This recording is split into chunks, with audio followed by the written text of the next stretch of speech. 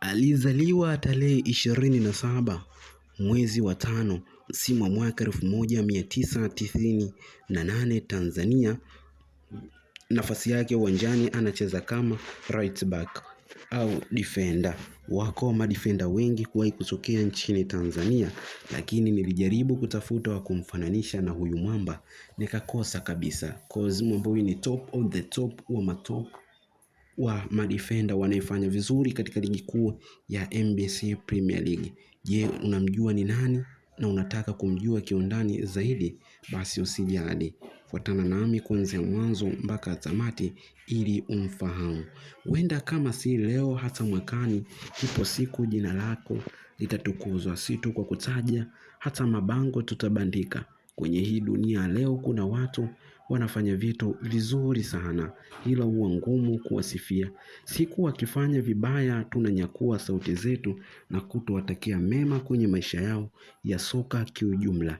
Leo utaenda kufahamu historia ya miongoni mwa wachezaji wanayefanya vizuri kabisa, na huyu si mwingine ni Kenneth Kunambi.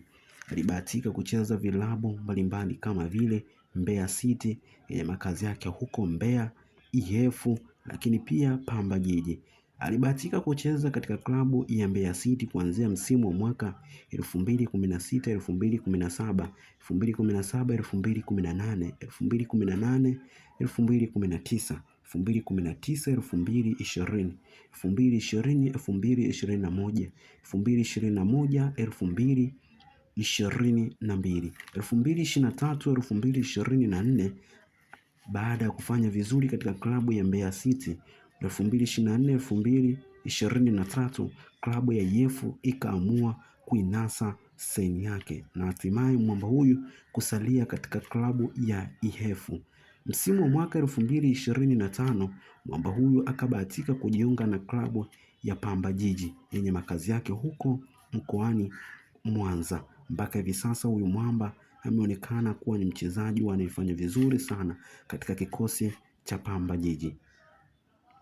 Huenda mwamba huyu atakuwa mlisi sahihi wa nani unafikiri?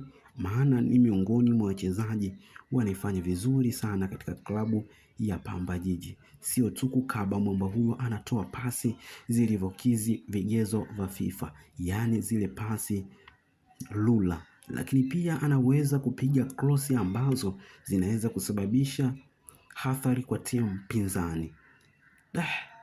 Unajua baba, unajua mpaka unajua tena. Sometimes naweza nikasema unajua mpaka unaboa. Kila lenye mwanzo halikosi kuwa na mwisho. Langu jina ni Razak Mkuruma na hii ni Simulizi Dhahiri TV. Usisahau kulike, kushare, kucomment na kusubscribe ili kuwa wa kwanza kujipatia nyakala mbalimbali za wachezaji, lakini pia na taarifa mbalimbali.